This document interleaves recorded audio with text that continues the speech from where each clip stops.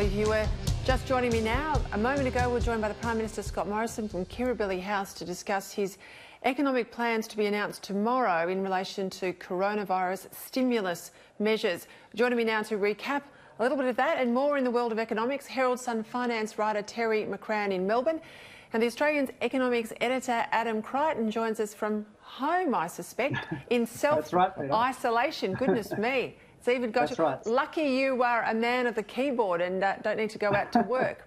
I might start, if I can, Terry McCrann. Prime Minister's not giving much away. Very strong speculation tonight in Canberra. We're looking at an economic stimulus package between $15 and $20 billion. I think the talk of $500 payments to individuals is a bit low. I suspect it will be higher than that to be meaningful.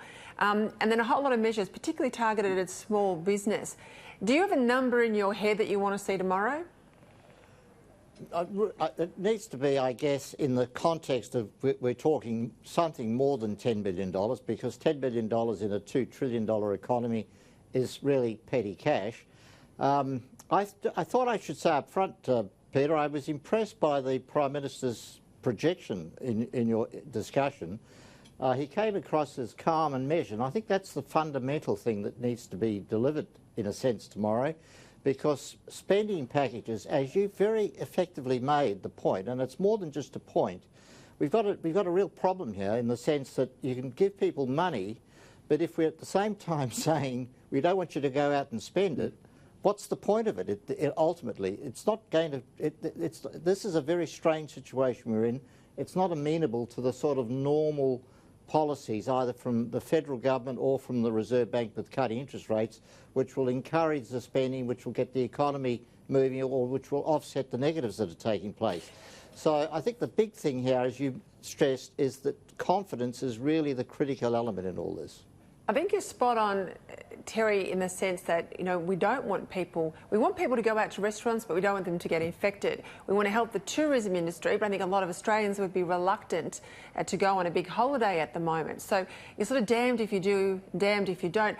Adam Crichton wrote a good column today, Adam, where you put up an option to do away with the superannuation levy as a way to put immediate money into the pocket potentially of workers, but ease things for business. That's another option too, isn't it? Yeah, look, it certainly is.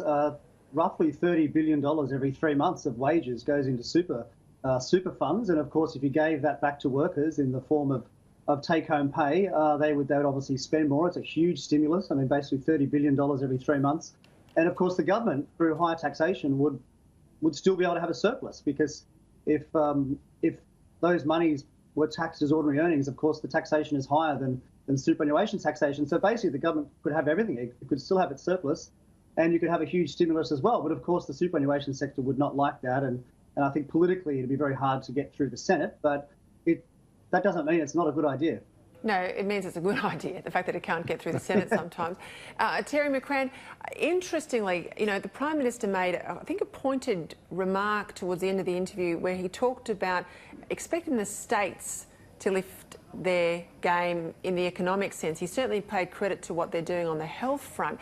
But this is true too. A lot of the hit to business, Terry, comes from state regulation or state nuisance taxes, things like payroll tax. We can see in the United States Donald Trump is really moving on payroll tax. What do you think the states could usefully do to help kickstart the economy as well? Well, again, Peter, it comes back to really thinking about how do we alleviate a problem which is not amenable to the sort of direct incentives and stimulus. So it's about providing business with cash flows that they are losing because the economy is slowing down and because people are prohibited in one way or another from actually accessing and buying their products and services. So a payroll tax cut would be something which would make a lot of sense in a similar way to what Adam was talking about in relation to the superannuation guarantee levy. Actually putting money in the hands of people when they need that money. Now, it's not going to create an economic surge. I mean, it's really about dealing with the wounds rather than actually thinking we can solve this problem with either $15 billion or $30 billion from Canberra and or the state governments. What do you think about state activity, Adam? Well, certainly if states do anything, I'd rather see them grant tax holidays, perhaps on payroll tax. But frankly, at this stage, I think the federal government is probably already doing enough. And it's worth pointing out that even if the government doesn't do anything, we've had a big fall in the exchange rate. It's down 6% this year. We've also had a big fall in the oil price, which is the equivalent of about a $2 billion a year tax cut.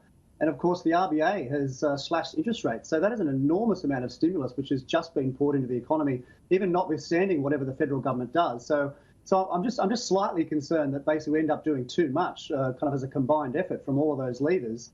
I mean, I agree psychologically the government has to do something, but the benefit of these huge fiscal packages, I think, is more psychological rather than the actual economics of it.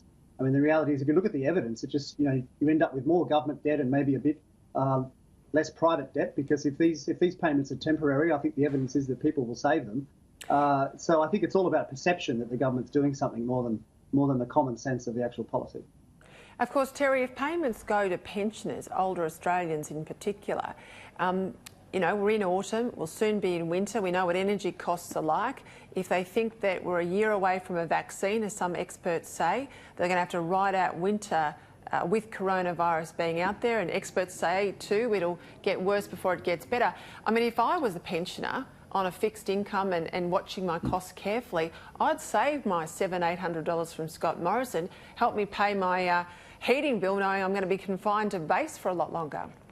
Well, exactly, Peter, and I think that leads to an immediate point that if you really want to help both the economy and pensioners and people that are challenged and threatened by the virus, you might actually try to do something to get those energy costs down so that they would be able to access energy when they need it through the cold of winter. But ultimately, I think the bottom line is that we are hostage to where the virus goes and the way the rest of the world responds to the virus. I mean, if you've got Italy locking down, if you get other countries locking down, and we don't really know what's going to happen in China. Hopefully they've come through the worst of it, and if that's the case, that's a very great positive, obviously for us particularly, but for the world dynamic as well. But we are hostage to where the virus goes globally, and also how other countries, both governments and the peoples there, respond to it. Adam, do you think Labor's going to be bipartisan and support this tranche tomorrow? Look, they probably will. I mean, I've got no inside information, but of course they have, they have a history of large stimulus packages themselves. So I imagine they'll support it and perhaps quibble about some of the particulars. But I imagine they'll support it. Can I just make one point on the virus itself? I just think that kind of in general, it's an overreaction. Of course, it's a problem, but. For instance, 6 million people a year die of stroke, 2 million a year from tuberculosis, and so far globally, 4,300 people have died. It's not a lot. Of course, that figure is going to grow. I realise that, but if you look at the death rate, even at even 10 times what it currently is, it's still a very small amount compared to these various other diseases. And so I just wonder whether in the effort to stop the virus spreading, we actually crash the economy, and that actually is kind of worse than just kind of letting this thing take its course, however bad it may be. Says a man who's confined to home for 2 weeks. Yeah, I know. Maybe that's focused your mind. But that's a fair point, Terry. Can we be doing too much, put the economy at risk, create a sense of crisis and panic? And we've seen it in our supermarket aisles for something that touch wood's only going to kill a very, very small amount of people. Well, I agree with that. Well, we don't know quite how the virus is going to play out, and obviously it looks like it can be fairly devastating for people that are health challenged and are old, particularly old. But having said that, Adam's basic point is a well-made point. The problem is not so much the virus; it's the reactions to the virus, both in terms of the great toilet paper frenzy. I mean, it sort of captures that massive overreaction on the part of individuals. And governments as well around the world. Now, Italy has had this massive close down. I don't know what that's going to do to the economy in Italy, but it's going to be dramatic. But that's the reality that's out there, and that's really what we have to be afraid of, is the reaction to the virus rather than the virus itself.